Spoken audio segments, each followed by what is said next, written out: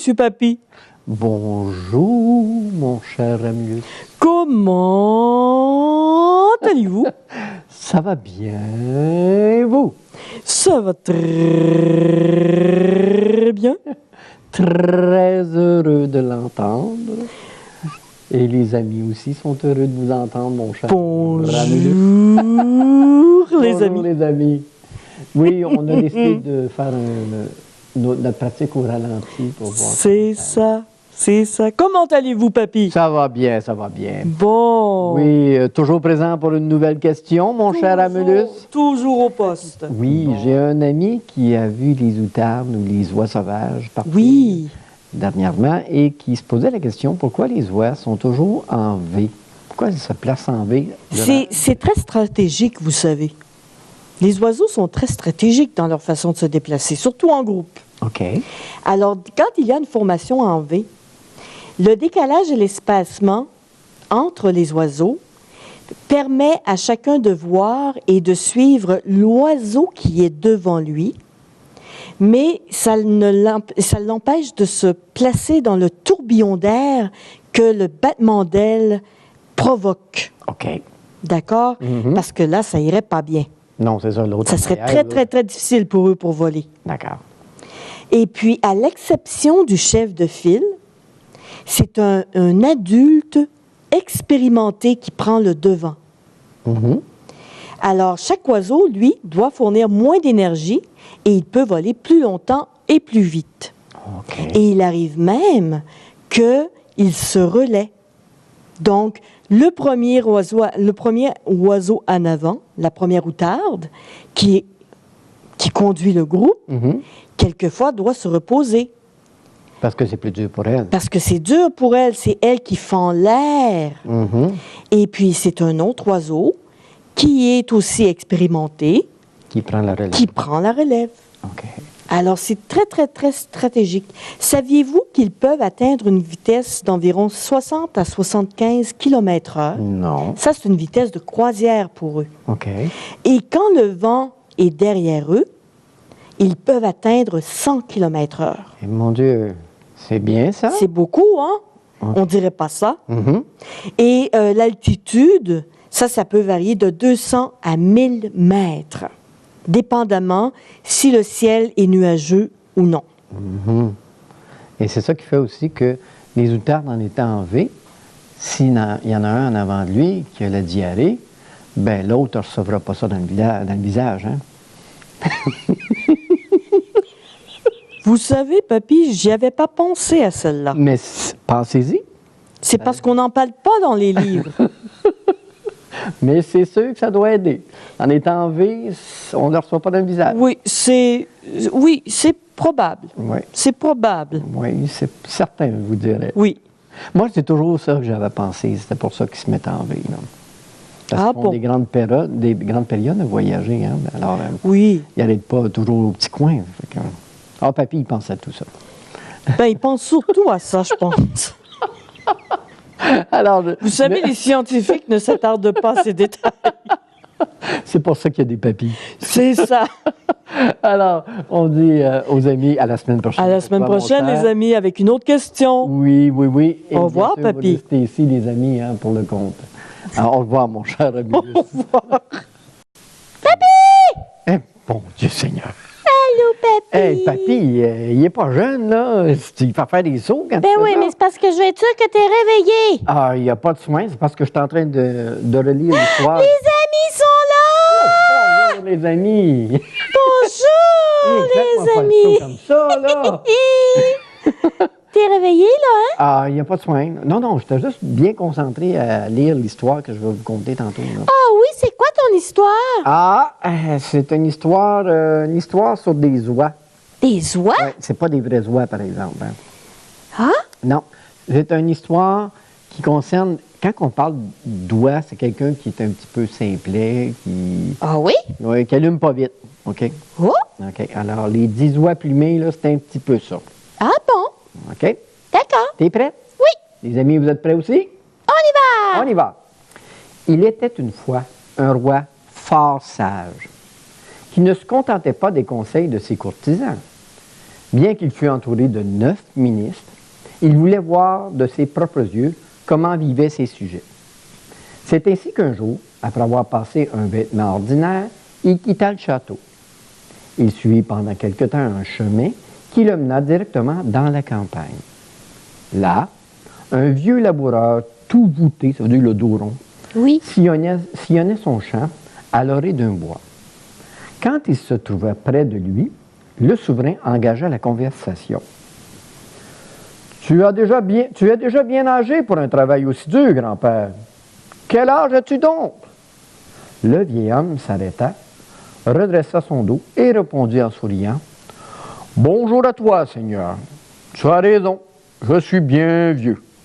Je suis né en cette année exceptionnelle où les chiffres peuvent être retournés sans que la date elle-même change. » Ah, Le roi essaya de résoudre cette énigme, mais en vain.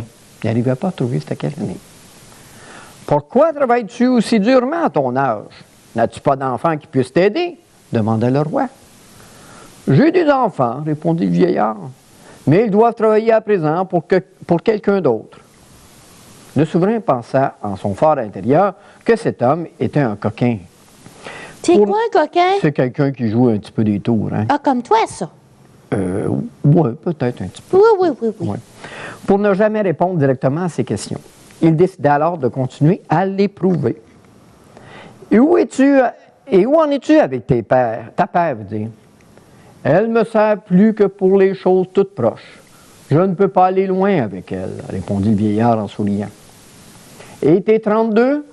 Demanda le roi. Elle me quitte, les coquines, les unes après les autres. 28 sont déjà partis, conclut-il tristement. Et tes 2 chevaux ont-ils encore la force de te tirer le grand chariot? Ils y parviennent encore, noble seigneur, mais ils sont tout de même à bout de force. C'est pourquoi, l'autre jour, je suis allé en chercher un autre dans la forêt. À eux 3, ils arrivent un peu mieux à me traîner. Le roi continua aussitôt. Je vois que tu es malin, grand-père. Et si je t'envoyais 9 oies, les plumerais-tu en un jour? Naturellement, répliqua le paysan en esquissant une grimace. Je m'y connais là-dedans. Envoyez-moi donc une dizaine, c'est plus facile à compter. Je les finirai avant le soir. J'habite là-bas, après le bois. Le vieillard prit alors congé du souverain et agita les rênes. Mais le roi l'appela encore de loin. « Et de quoi auriez-vous le plus grand besoin en ce moment, grand-père? » Le vieil homme arrêta sa charrue, écarta les bras, l'éleva vers le ciel et bougea les doigts. Le roi le regarda sans comprendre. Mais de son retour au château, il convoqua ses 9 ministres et leur conta sa rencontre.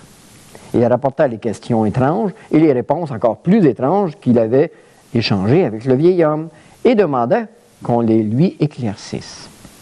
Les ministres réfléchissèrent, discutèrent, se disputèrent même, mais en vain. Le roi, courroucé, ça veut dire qu'il était un petit peu choqué, Oui. décida alors de les emmener tous le lendemain chez le vieux laboureur afin qu'il leur donne une bonne leçon. Oh. Avec son raisonnement simple de paysan, il leur expliquerait chacune de ses énigmes.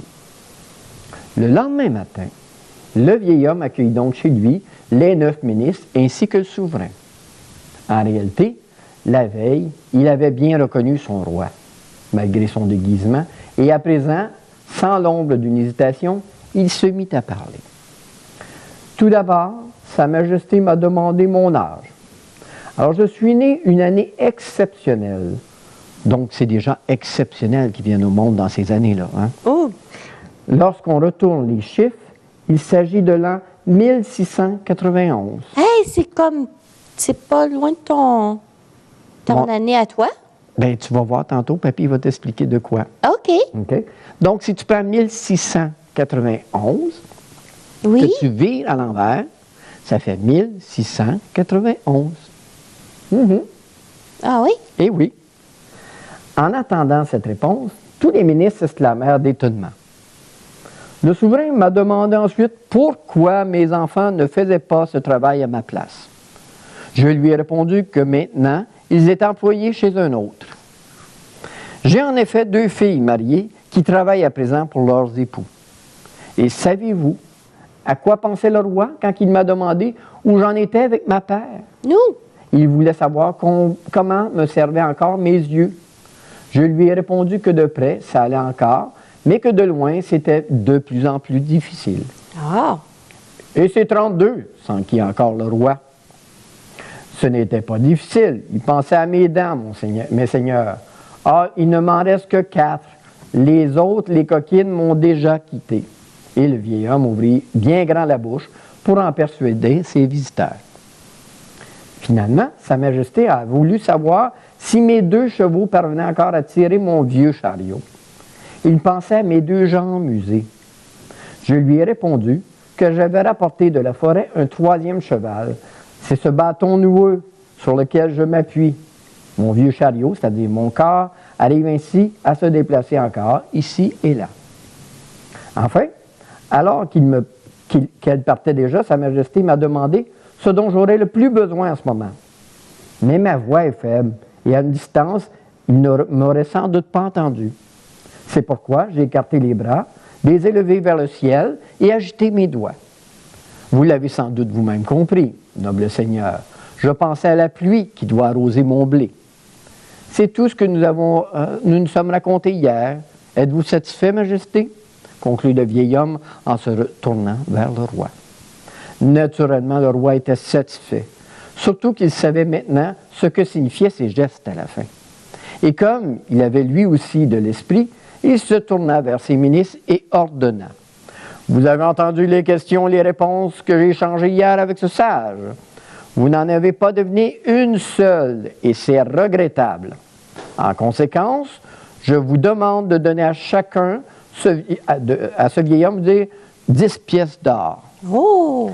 Et hâtez-vous, nous l'avons déjà que trop retardé dans son travail.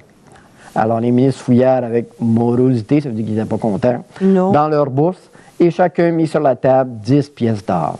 Donc il y avait 90 pièces d'or. Oh! Et je vais arrondir la somme, ajouta le roi, qui n'avait pas lui-même la conscience bien tranquille. Et il laissa sur la table toute sa bourse. Elle n'était pas bien pleine, mais elle était joliment brodée. Ah! Le vieil homme s'inclina profondément devant les seigneurs, puis il cacha l'argent dans un coffre et murmura sous sa barbe.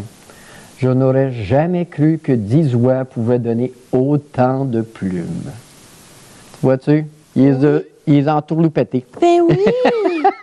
Il leur a joué avec ses répliques, il a joué des tours, puis ils ne comprenaient rien, eux autres. Fait que, Il les a plumés. C'est ça, il les a plumés! Au sens figuré, mais il les a plumés. Ah, c'était ça. Mais pourquoi Papy disait que c'est des années exceptionnelles? Oui. C'est parce que Papy, lui, est né en 1961. Oui, puis? Et si tu vis 1961 à l'envers, ça fait 1961. Alors, en 1961, c'est des êtres exceptionnels qui sont venus au monde. Ah, tu ne l'avais pas vu venir, celle-là, hein? On va dire ça à mon papa. Ah, c'est ça l'histoire pour aujourd'hui, les amis. Ah, c'était une belle histoire. C'était bien, hein? Avec une belle leçon. Oui. Et si vous voulez, vous serez présent demain, pas demain, mais la semaine prochaine, pour une autre histoire. Et bien sûr, il en reste 2 encore avant la semaine de Noël, le spécial de Noël. Hein?